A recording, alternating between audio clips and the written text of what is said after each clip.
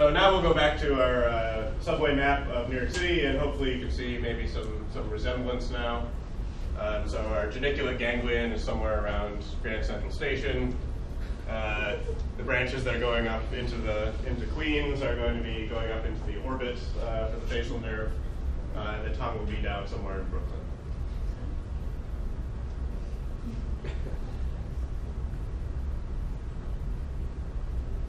Okay.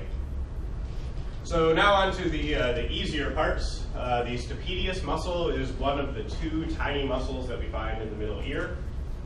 And the stapedius muscle is going to attach onto the base of this little osticle here called the stapes, or the stirrup. And this is a muscle that's innervated by the facial nerve. Our other tiny muscle in here is tensor tympani that Peter talked about. Tensor tympani is going to attach through this sort of right angle change here in the tendon onto the handle of the malleus, and that's innervated by V3.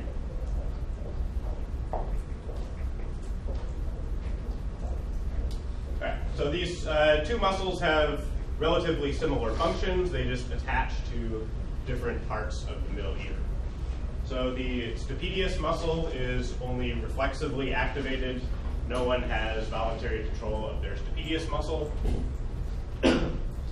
But what this one does is it's going to, when it tenses, it holds onto the stapes so that it can't vibrate as much. So if you hear a really loud sound, your stapedius muscle reflexively contracts to protect your inner ear from being damaged by overly loud sounds. The tensor tympani is going to contract, and it's going to tense the eardrum by pulling on the malleus. And this is going to help us sort of filter out various levels of sound. So one of its main things it does is help us kind of filter out the noise from our own voice when we're talking, as well as help us distinguish sounds in sort of relatively chaotic environments, like trying to hear someone at a party. You can flex this muscle and it will help you distinguish sounds. Weirdly enough, some people do have voluntary control over this muscle. So if you do and you flex it, I guess, you hear a buzzing in your ears, so you can give yourself like voluntary tinnitus if you can activate this muscle on its own. You hear sort of this rumbling sound. Does anyone here have voluntary control over their tensor tympani? So, evolutionarily, it makes sense that this nerve is innervated by the mandibular branch of the trigeminal, and why it might still be under voluntary control. That's because these two middle ear ossicles are actually part of the lower jaw in other types of vertebrates. So some of the muscles that attach to what used to be jaw bones have shifted into the ear. But they were originally part of the mandible, so it makes sense that they would be innervated by the mandibular division of the trigeminal. Okay, and the last thing we'll talk about is a clinical presentation called Bell's palsy. And this results from an inflammation in some part of the facial nerve, usually just inside the stylomastoid foramen. Has anyone ever known someone who had Bell's palsy or had Bell's palsy? Have you had it or know someone? Okay. So it's usually not a big deal. It's temporary and it usually goes away on its own. My cousin had it and he just looked kind of weird for a couple weeks until it totally went away. It's usually unilateral. And since the facial nerve is in charge of all your muscles of facial expression, it's quite apparent when someone has it. So they can't move any of the muscles of facial expression on one side of the face. But depending on where it is, we can get different parts of the nerve affected. So if it gets up higher and higher, various of those other branches that occur higher up can also be impaired. So it can do things to your sense of taste. It can do things to your sense of hearing.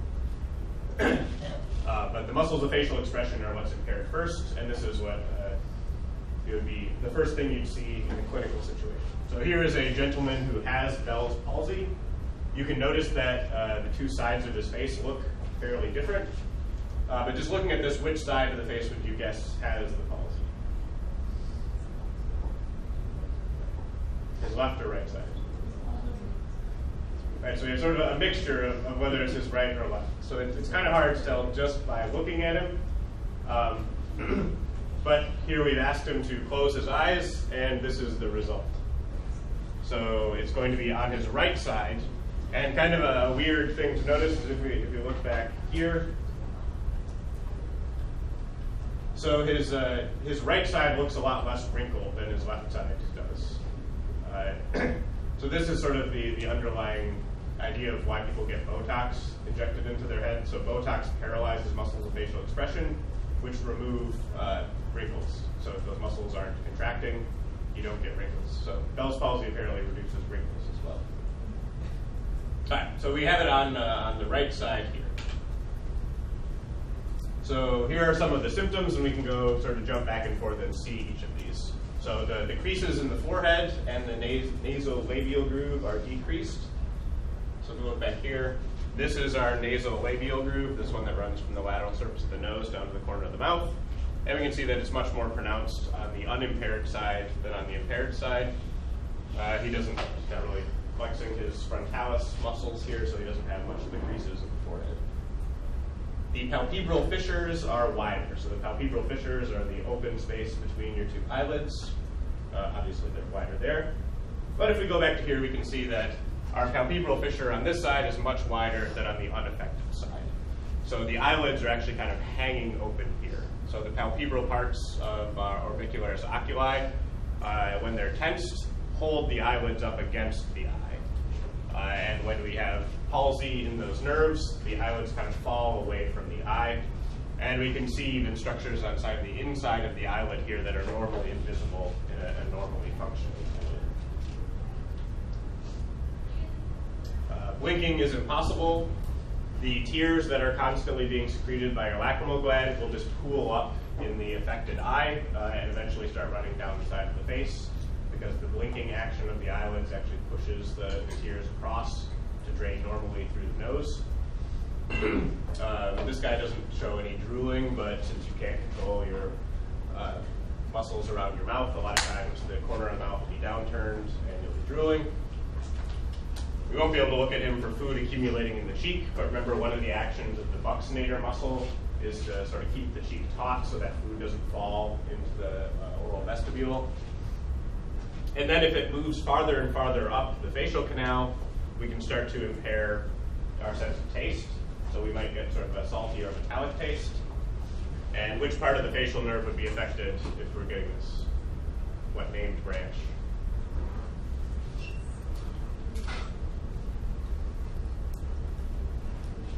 What was the branch that went and joined up with the lingual nerve to get to the tongue? Oh, someone else is here to say that. Porta-tympani? Maybe no. So porta-tympani. Also, we can get hyperacusis, so sounds seem louder to you. And what nerve would be impaired if we're getting hyperacusis?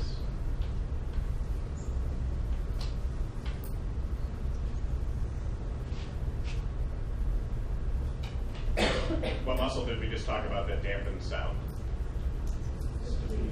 Stapedius, right? So if we're getting hyperacusis, that means the impairment is far enough up that we're impairing the nerve to stapedius with the stapedium. Now, here's a list of various different named tests that we can do to test the different modalities of the facial nerve. So we can test for lacrimation or tear production. And if we have a difference in tear production between the right and left side, that'll tell us that there's some sort of pathology in the parasympathetic pathway. Our acoustic reflex testing, if we have noises appearing louder on one side than the other, that could tell us that there's a problem with the motor pathway, because the stapedius muscle is a somatic motor innervated muscle. We can test salivary flow, so salivation on one side versus the other. If we have less salivation on one side, again, that will indicate some sort of parasympathetic pathway problem. A taste test, electrogustometry. If we have an impairment of taste, we're going to have a special sensory pathway problem.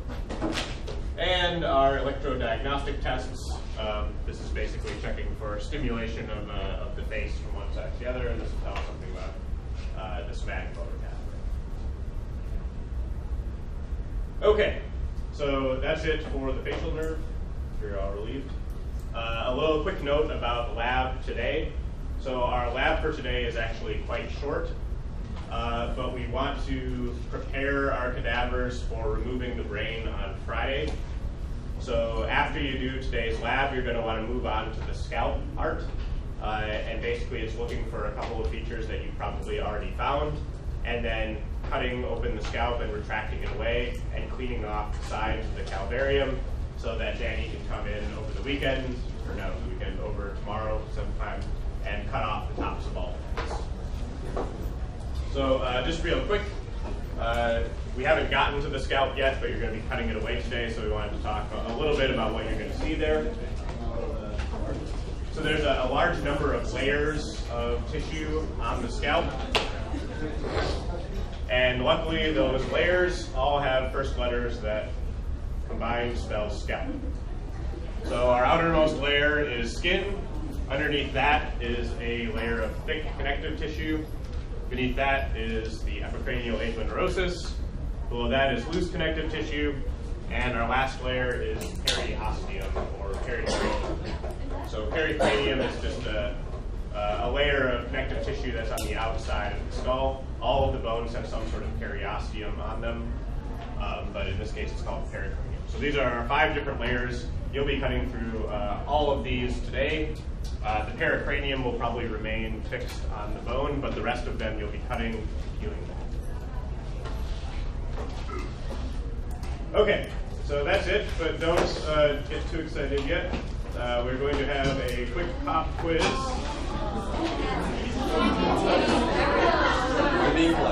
Yes. What?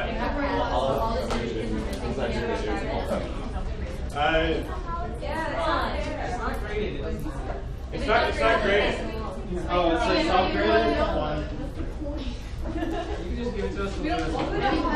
This will be the same as all of the other pop quizzes that you weren't ready for in the past, so I'm going to give it to you. The people who aren't here can get it on Friday. It's not graded. Go through, do as much as you can. This will give you an idea of what you still need to focus on in terms of cranial nerve.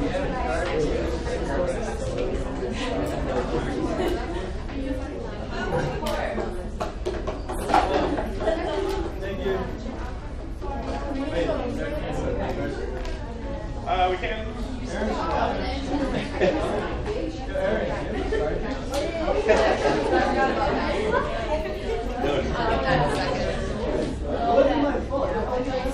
I love your photos from that. You got this from the driveway.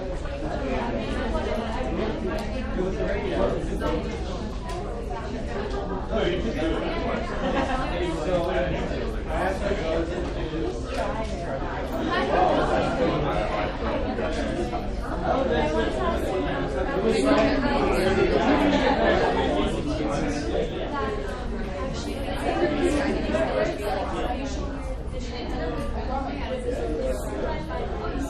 Yes, remember V2 is purely sensory, so all those other modalities, the facial nerves just ride along with it together. So it's kind of a weird thing. So within those nerves, there are other modalities, but they're coming from the facial nerves, not from the trigeminal nerves.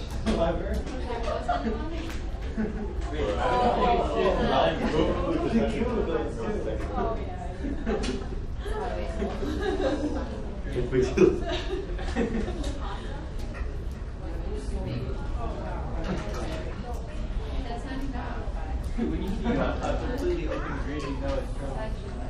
Oh, we know that. Oh, we know the green ones. We don't know the green ones. Wait, we know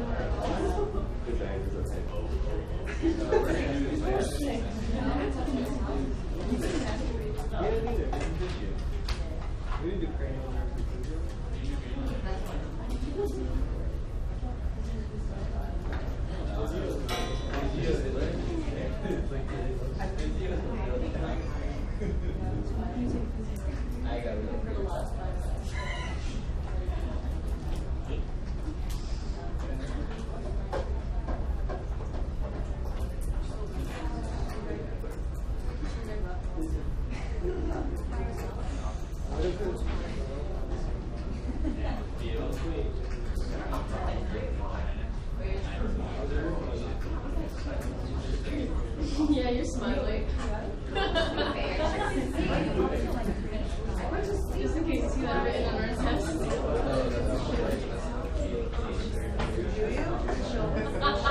No. I'm like,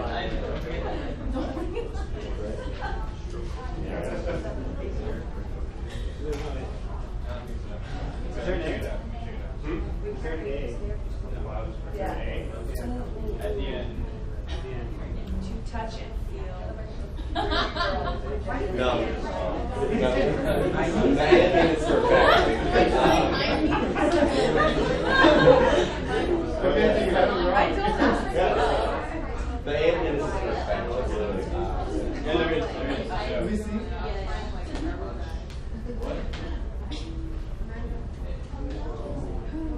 Yeah, there is.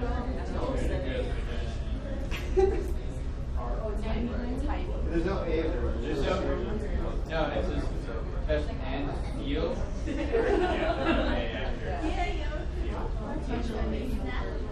No, touch and feel.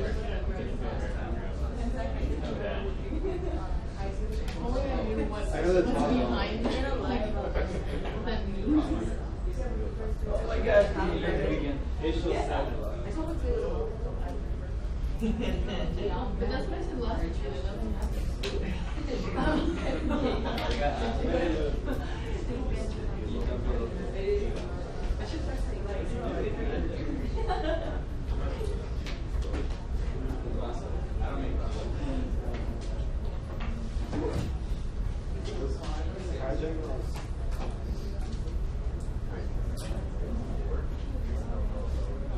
Eric was 6. You can tell us. I'm Deucin. You can tell Oh, yeah, us. that weird one. Vegas. Number 6. How is this pathway? How is pathway going? Number 6. Number 6. How would like a pathway or something that would be great? Grade number 6. Similar to the way it was.